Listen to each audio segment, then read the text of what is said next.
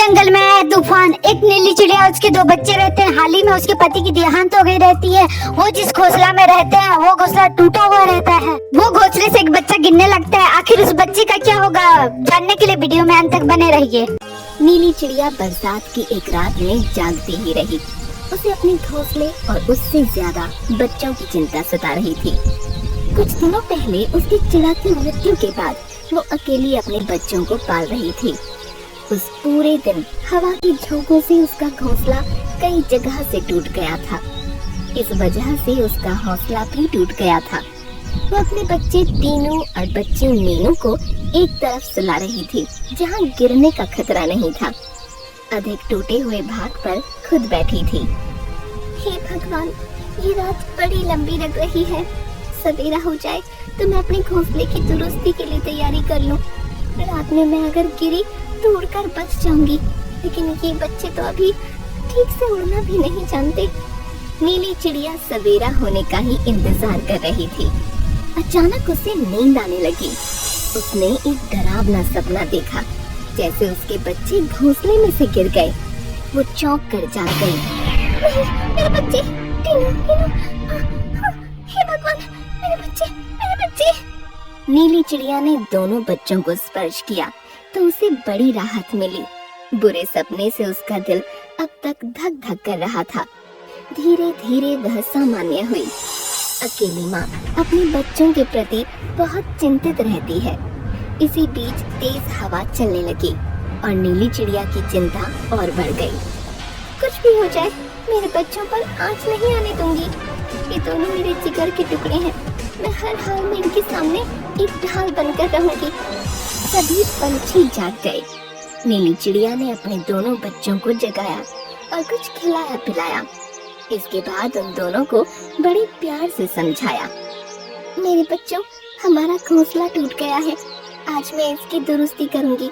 तुम दोनों इसी तरह मजबूती से पकड़ कर रहना। उस तरफ मत जाना, गड्ढा है, खतरा है। जब तिनका लेने जाऊंगी तब तुम्हें बहुत संभल कर रहना है। मम्मी, हम लोग घोंसले में इसी तरफ रहेंगे। उधर गड्ढा है, तुम जाओ और तिनका लेकर आओ। हमारे लिए कुछ खाने का भी इंतजाम कर देना। मुझे भी अभी भूख लगी है, खाना खाना है। नीली चिड़िया को आज अपनी चिड़ा की बहुत याद आ रही थी। जब ये दोनों रहते तब चिड़ा ही बच्चों के पास रहता और नीली चिड़िया बाहर खाने का इंतजाम करने के लिए जाती। बच्चों की रखवाली के लिए एक का रहना आवश्यक था। अब मजबूरी थी। नीली चिड़िया उड़ गई और दोनों बच्चे घोंसले में अकेले ही रह गए। मीनू ज्यादा चंचल था। वो अपनी जगह से खिसकने लगा तो बहन मीनू ने उसे टोका। मेरे प्यारे भैया, उधर मत जाओ, गड्ढा है, खतरा है। मम्मी को आने दो, घोंसला बनाने दो, फिर चारों तरफ घूम सकते हो। कुछ देर में नीली आ गई। उसने कुछ खाना लाकर बच्चों को खिलाया। तिनके लगाकर घोंसले को दुरुस्त करना शुरू किया। वो कई बार आ जा रही थी।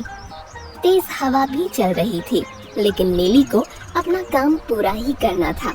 उसने खाना भी नहीं खाया था। सोनू तोते ने उसे टोका। अरे नीली, सवेरे से लगी हुई है क्या? कुछ खाया है कि नहीं? खा लूंगी, पहले दुरुस्ती जरूरी है भैया, मजबूरी है। अभी तक घोंसले की आधी दुरुस्ती हुई थी। नीली ने अपनी रफ्तार बढ़ा दी थी, लेकिन अकेली ही परेशान हो रही थी। दूसरा कोई रास्ता भी नहीं था। वो तिनका लेकर आ रही थी। अचानक उसने देखा कि टीनू घोंसले से लटक रहा था और मीनू रो रही थी। मेरा भैया, बचाओ मेरे भैया को, भैया गिर रहा है। मम्मी जल्दी आओ ना, मेरे भैया को बचाओ। टीनू, मजबूती से पकड़े रहना, मैं आ गई। नीली चिड़िया पास पहुंचने ही वाली थी। टीनू नीचे सरक रहा था और देखते ही देखते घोंसले से नीचे गिर गया। टीनू, मेरे बच्चे, ये क्या हो गया? हे भगवान!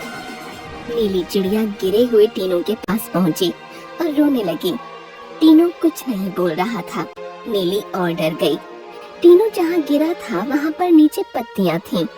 नीली चिड़िया ने ही खतरे को भांपते हुए पहले ही पत्तियाँ इकट्ठा करके वहाँ रखी थीं। ऊपर से मीनू भी चिल्लाई, मम्मी भैया कैसा है? क्या हुआ? कुछ बोल रहा है? सोनू तोता वहाँ आ गया। उसने टीनू को देखा तो खामोश हो गया। टीनू मेरे बच्चे, बोलो ना, मुझसे बातें करो, मैं तुम्हें चुप नहीं देख सकती, बोलो मेरे लाल। नीली चिड़िया का दिल बैठा जा रहा था, लेकिन उसने आस नहीं छोड़ी। नीली, हिम्मत से काम लो। भैया बोलो, क्या मेरा टीनू ठीक हो जाएगा? भगवान मेरी जान ले लो, लेकिन मेरे लाल को ठीक कर दो। वहाँ बहुत सारे पक्षी इकट्ठा हो गए और टीनू के उठने की प्रतीक्षा करने लगे। कुछ ने तो आशा ही छोड़ दी थी। अरे, नीली का बेटा तो हमेशा के लिए सो गया, अब आशा करना व्यर्थ है। ऐसा मत कहो भोंदू, नीलू ने कुछ दिन पहले ही अपना पति खोया है। माँ है, बेटे का गम बर्दाश्त नहीं कर पाएगी। भगवान करे टीनू जल्द से जल्द ठीक हो जाए। नीली चिड़िया नीचे सर करके रो रही थी। अचानक उसके कानों में मम्मी शब्द सुनाई पड़ा। उसने टीनू को ध्यान से देखा तो उसकी आँख खुल गई थी। उसे होश आ गया था। मम्मी मुझे माफ कर दो, मैंने तुम्हारा कहना नहीं माना और गिर गया। टीनू मेरे बच्चे, तुम ठीक हो? बोलने लगे। मेरी दुनिया मुझे मिल गई। हे भगवान, तुमने मुझे मेरी दुनिया लौटा दी। मीनू बेटा, तेरा भैया बोल उठा है, अब ठीक हो गया है। वहाँ सभी पक्षियों के बीच में खुशी की लहर दौड़ गई। जब उन्हें पता चला कि टूटे हुए घोंसले के कारण ये हादसा हुआ था, तब सभी पक्षियों ने मिलकर तिनके जुटाने शुरू कर दिए और देखते ही देखते नीली पक्षी का घोंसला पूरी तरह से दुरुस्त हो गया। अब उस सुरक्षित घोंसले में नीली अपने दोनों प्यारे बच्चों के साथ सुख से रहने लगी।